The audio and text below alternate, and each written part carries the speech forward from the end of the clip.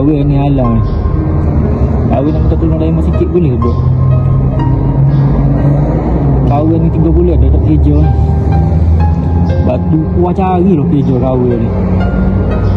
Bini pula baru lepas beranak, nak beli paper harga susu lagi. Kahwin ni nilai poket pun tak ada asuh piti. Kalau boleh minta tolong Daimah lah ni. Kalau ada zakat lebih-lebih lah. Kahwin nak sikit. Minta tolong ni. Waalaikumsalam. InsyaAllah.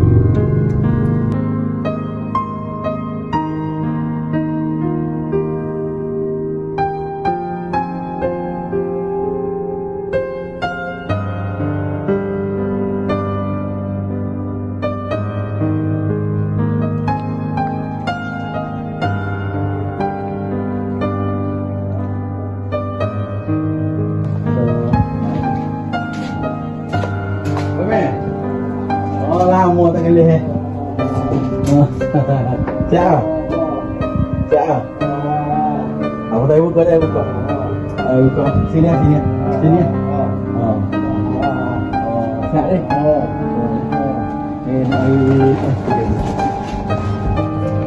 Ada telepon. Ini murah untuk video. Ada duit untuk zakat. Leh? Tak leh? Okey. Ya, Assalamualaikum.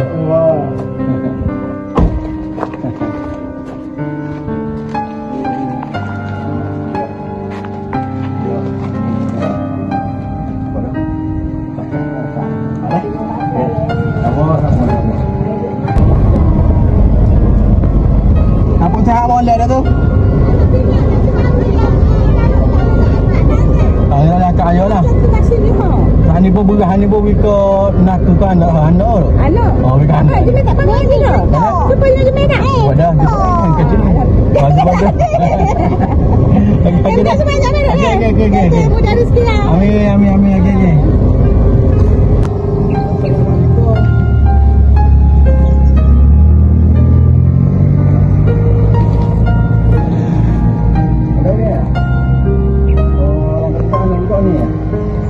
Boleh kau ni.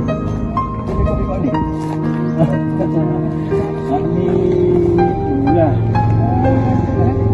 Nak ke tangga ni jalan dah.